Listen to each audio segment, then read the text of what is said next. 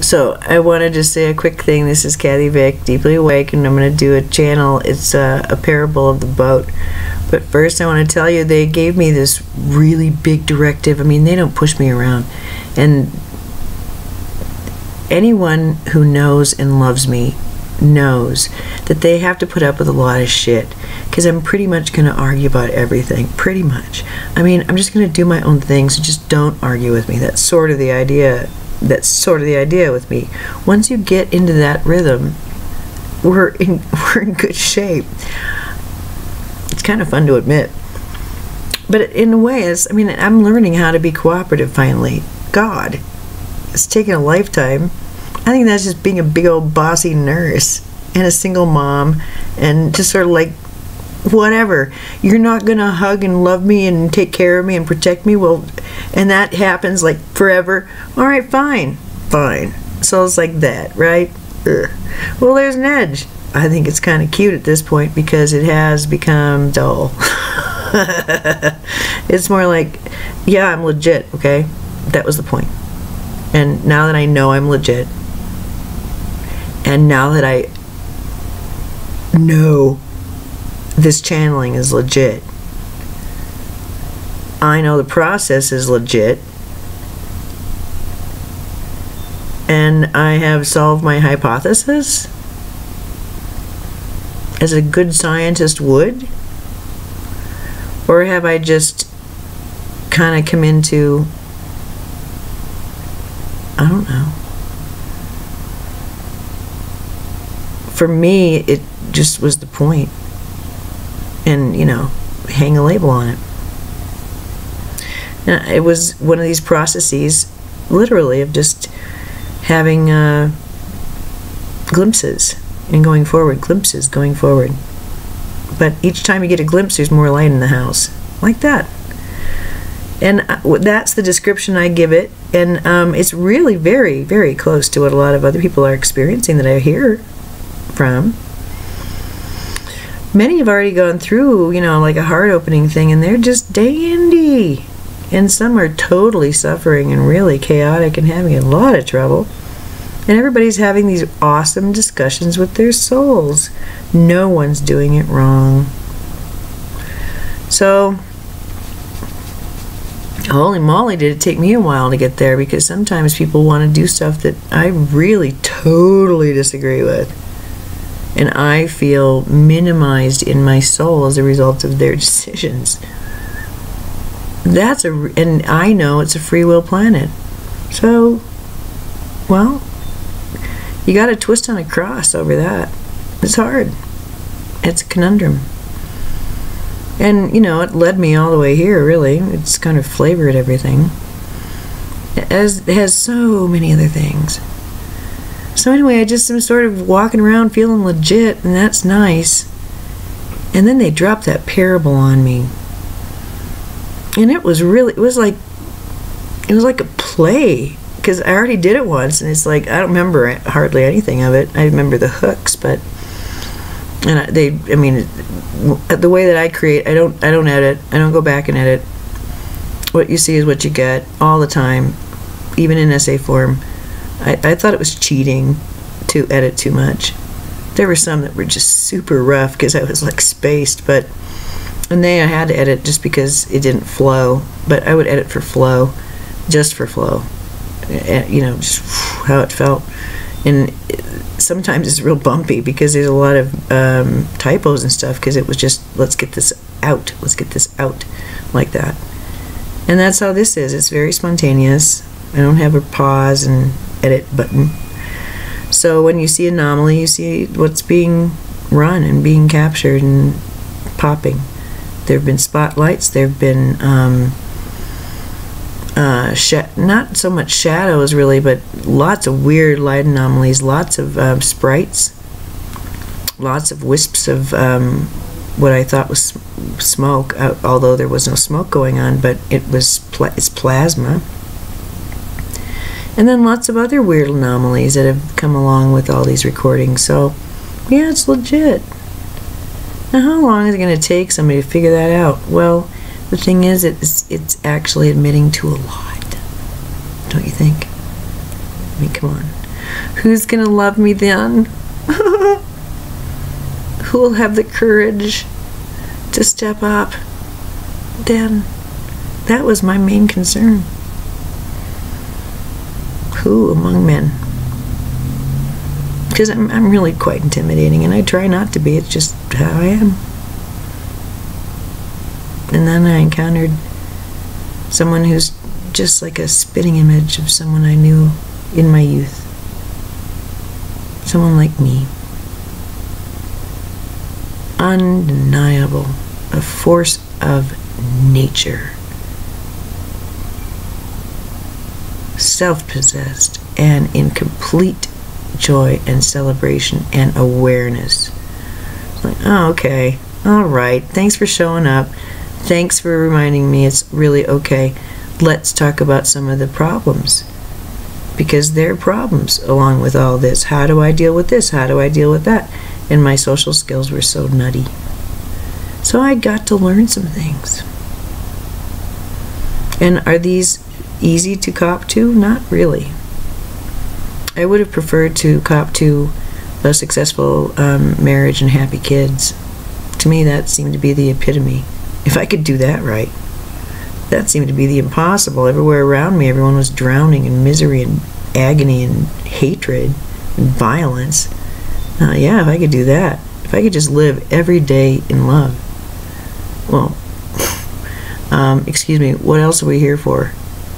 But I took a different road, of more of a collie route, and a storyteller, and a badass.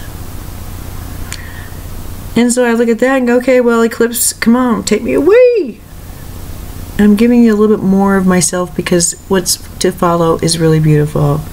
And I'm basking in the afterglow of already having done it once and really looking forward to this time, and they'll just present what they're going to present. This isn't mine. The channeling, that's something that I put my name to, but it's not mine. It's just far too beautiful. And it's like, it just brings me to my knees sometimes. I think it's that makes me wonder why I can be bumped and bruised and disregarded and not important, and that's where it comes from, you know. But that's a hard thing to cop to. It's misunderstood as having an unhealthy ego. So maybe that needs to change a little bit, you think? And to help, I guess, in that regard, many others, because all of this is connected. There's a reason I'm talking about this stuff, in other words. They have something to give us. It's called the parable of the little boat. And you know, we were telling the camera how it goes, because it's very, very soothing to have these images, and then the story just unravels. So let us begin. Yes, it's just before sunset, and it's beautiful outside, glittery beautiful, and it's a beach, you know, and there are palm trees and things like that are bringing this beach, but for the moment it's quite still. The ocean has receded a little bit, taking its nap, so there's less water about, and the boat is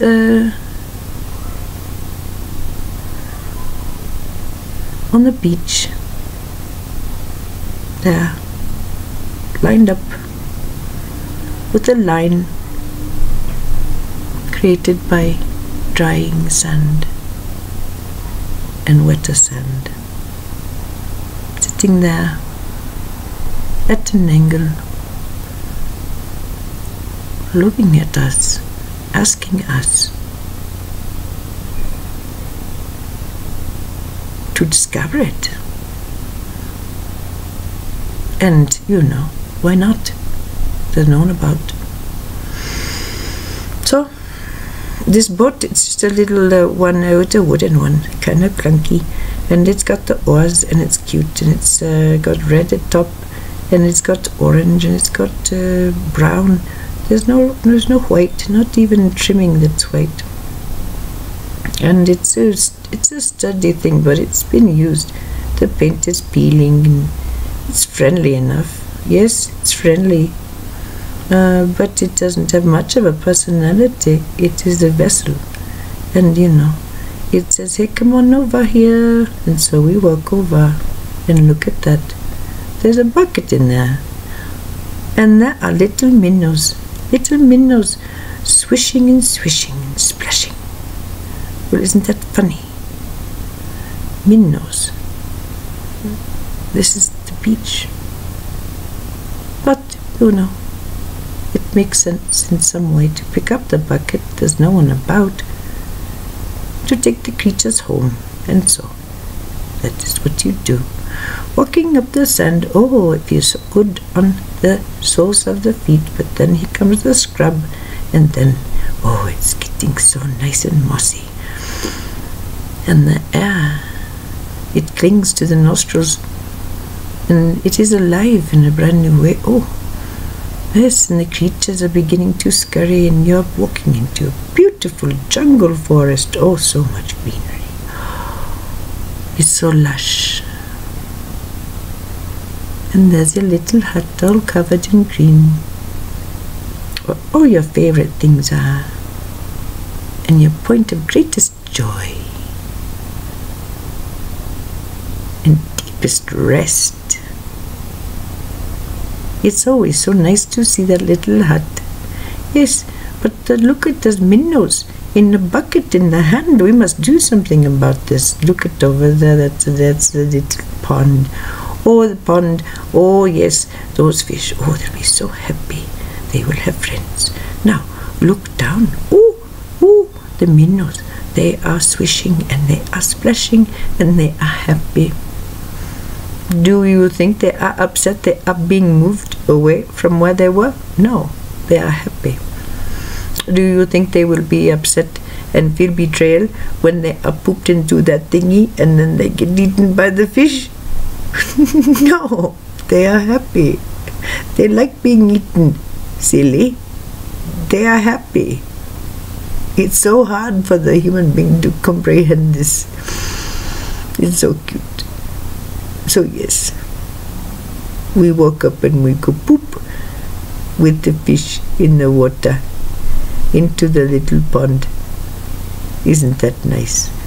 Because we know the fish who are in the pond, well, they will enjoy snacking on these things, plus they'll have new friends. Isn't that nice? Because around here, the little animals, they don't get eaten unless they are given a conversation. So that it is, a fish. If we feel like it would be good to have a fish dinner, then we would say, hey, fishies, is there anybody who wants to be inside of us instead of outside of us? And then if one of them says, sure, I don't mind, then we eat them, you see. Because, and we do this with the animals too. And the cows and all of the animals, it doesn't matter. Any creature. Well, they would prefer to be on the outside, but they do not mind being on the inside. That's fine. But do you know who loves being on the inside of creatures? It is the plants and the fruits. Oh, they love it so much. That they makes them so happy. They hope this to be true every time they grow. They love it. Okay? They don't have eyes, you see. Yes, it makes them happy. And they give you much in the way of love and nutrition. Oh, yes. But tonight, perhaps a fish dinner. That might be nice. No need to have a conversation now, but it's something to discuss later, perhaps. But never done in anything but a respectful way, of course. And so it makes no more sense to think. It makes sense to sit on this bench right behind you that's covered, of course, in green moss. And as you sit on it, it crunches and makes a smell. It's so nice. Kind of musty. And deep silvery green in the face.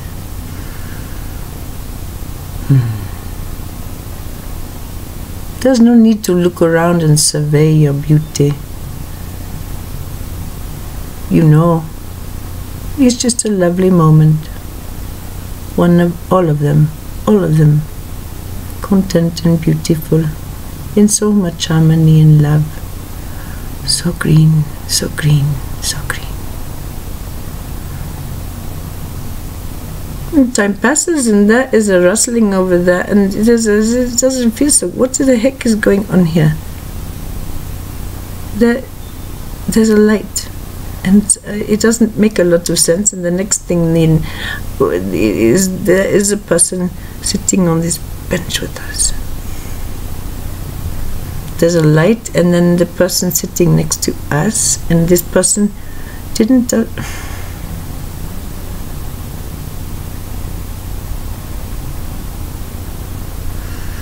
Yes, greetings. Well, this is highly unusual, a bit irregular. May I ask you a question? Why, yes, but may I ask you a question first? Well, again, it's quite irregular, but of course. What are you doing with my bucket?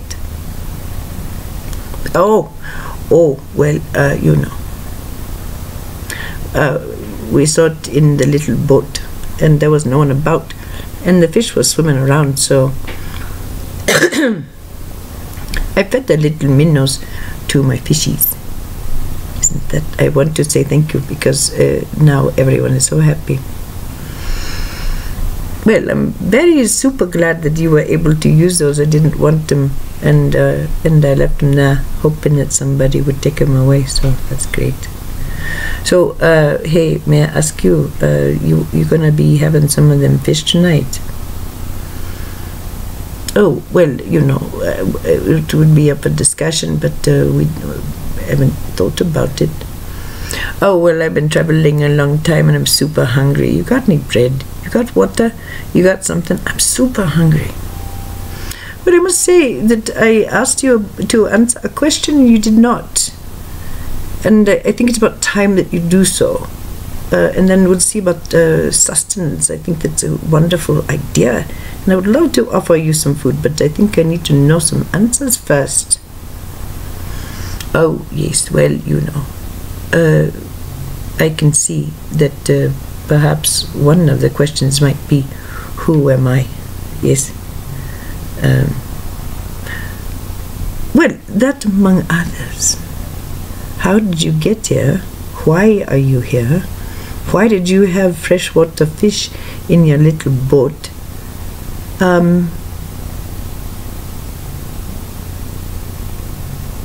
Why do you act as you do? The last is rude, but I find you unusual and a bit unsettling. Oh yes, I have that effect on people. Well, you know, you have many questions. I think that's very nice. And I understand that my presence might ruffle you a bit, you know. And I do apologize for that. I did not mean to disturb or scare you. Further, I meant no disrespect. And I can see how it would be seen as disrespectful. And I apologize for that. Yes. However, there are things about the situation you don't understand, and I'm wondering if you might be able to feed me, because you know I've been traveling a long time, and it's just to deliver a message to you that you don't know about. And I appreciate you wondering about all my motives and whether I'm to be harmful to you or a nuisance to you. I understand.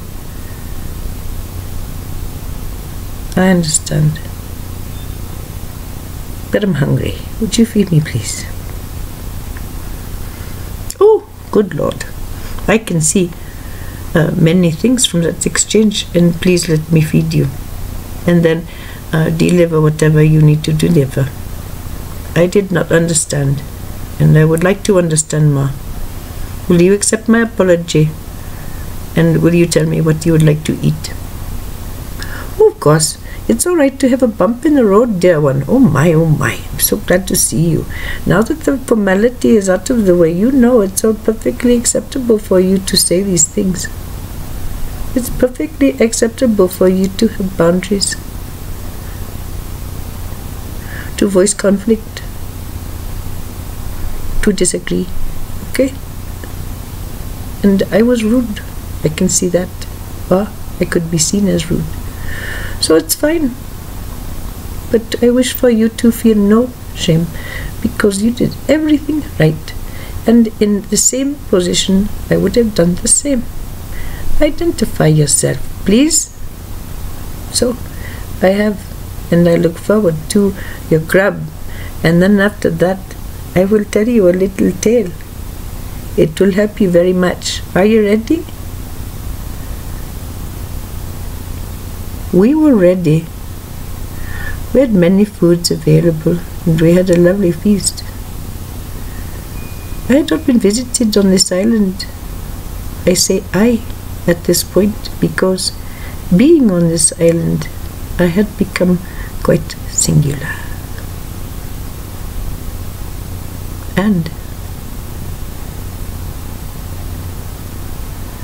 my home of homes, my song of songs, was that green place. So, to have a visitor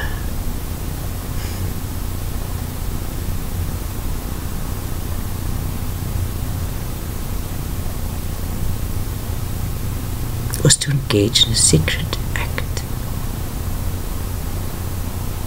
And so we prepared the food thusly and consumed it in each other's presence mindfully. Curious. And so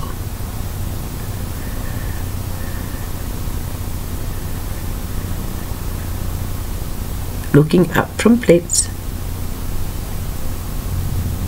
the visitor said a few words to us, which we would like to relate to you.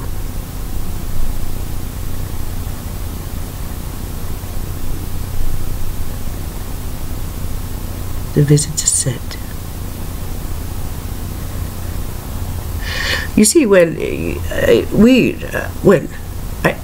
I speak in the I do not speak in the we, okay? And the truth of the matter is that I live far away, and when I am there, I am a we. But I knew of you.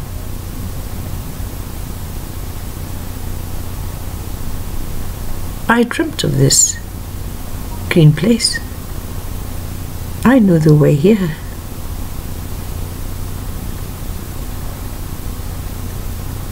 We are people who listen to the earth and the sky and the trees and the fish as well.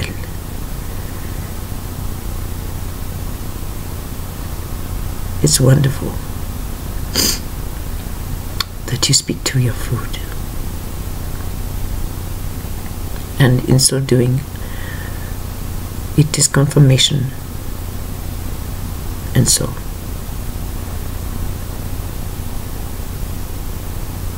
it is time to remove pronouns and speak the message that woke me from deep sleep, accompanied with the picture of this day.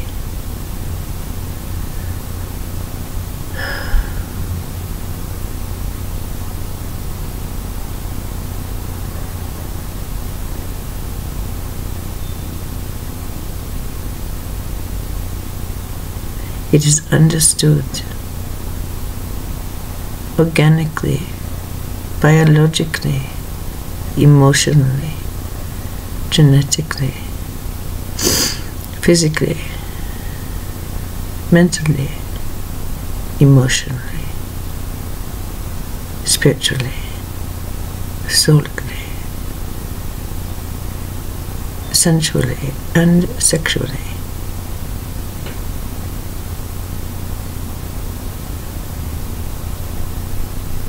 That the Creator and the human are one.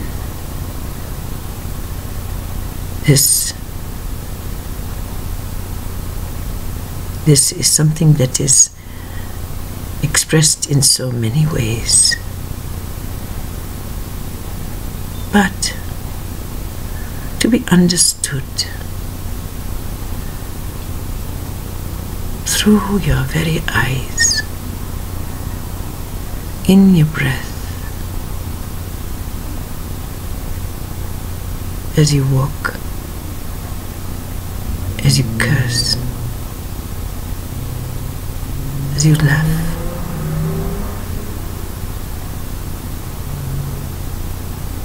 it's just this profound knowingness that has been a beacon for me. I did not even know if I would see a face, but I found myself in a boat. I would launch and I would go back home. Many times I did that, for I did not believe it could possibly be physical. But then one day I understood it was no longer optional. It was time to come visit. And knowing this, I knew I would be received. And so I have been. And you accepted my gift. And I'm glad. For to me, you are the gift. These grand feelings and knowledge of greater realities come from simply knowing this was even possible.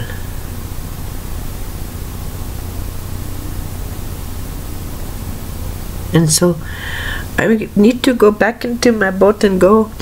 You know, I told you I was I will be doing many things that are good for me. And I'm very trusting you will do things that are good for you. I needed to tell you.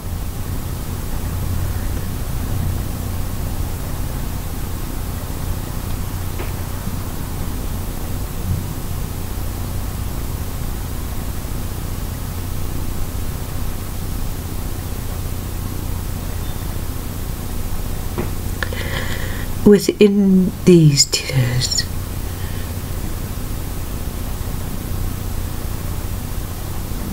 is grief.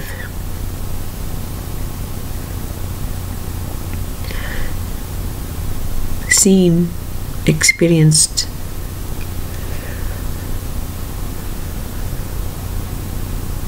and allowed, given space for. Grief, dear ones, is part of this process, and it's part of love itself.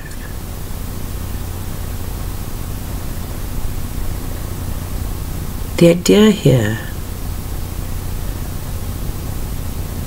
is that there are islands, each inhabited by sentient beings, obviously, and these sentient beings know of each other, perhaps not by face, perhaps not by name,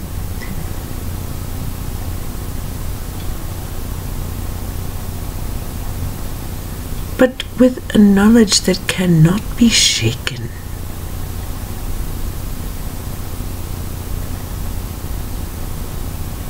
And knowing it is good.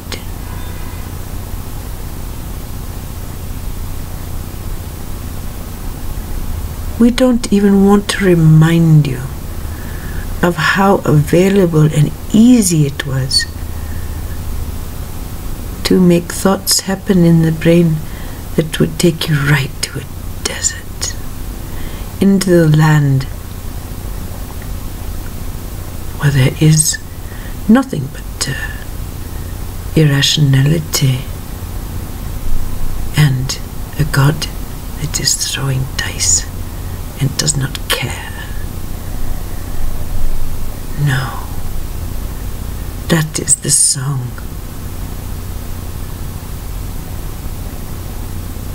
of scientists that feel lost, don't understand. They simply don't understand. Well, you know, sometimes it's hard to understand something if you have no proof for it, especially if what is valued most is proof. All right, so be it. But can it be proven? The force that exists between these two travelers?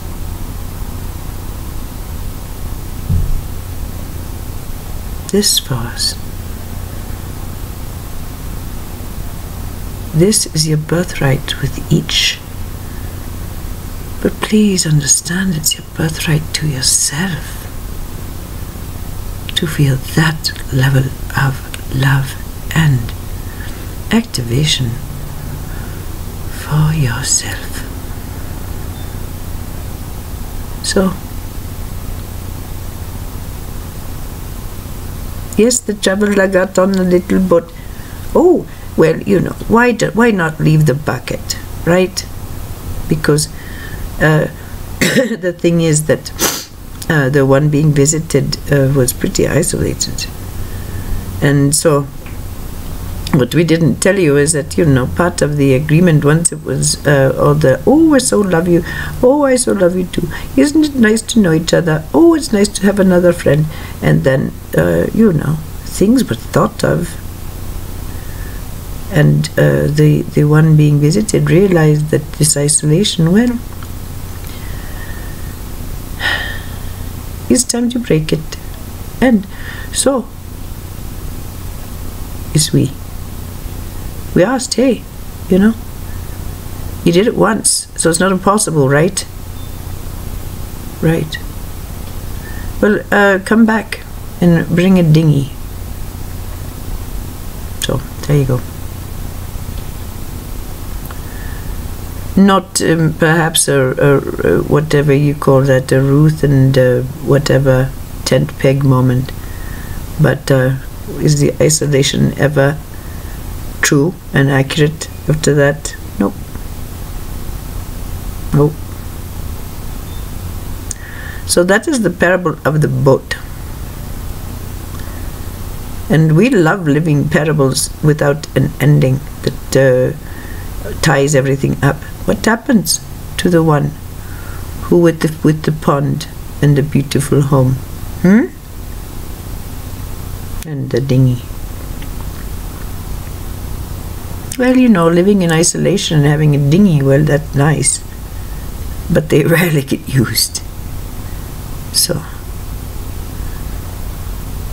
the second meeting, hey, you know, you can come by more and bring your friends. Yes. And so it begins. The isolation breaks. But, oh my, not anything in the whole wide world can make a dent or do anything but benefit that beautiful green place. And there are visitors now. Some unannounced and some seemingly uninvited, in full knowledge now that they, in particular, are the ones normally who hold in their hands the largest gifts. So, This is all we have to say. It's very, very beautiful. We say it's one of the most beautiful ones we've ever done. It's very fun to do it verbally too, because the energy is, well, it's just a different, medium than writing. It's a different energy band. We give away the secrets. No, but they're different in different areas of the brain, of course, and this was part of the rewiring and la la la. Oh my, oh my, oh. This body, these joints, the structure, oh my. Well, we let the winds blow. Namaste.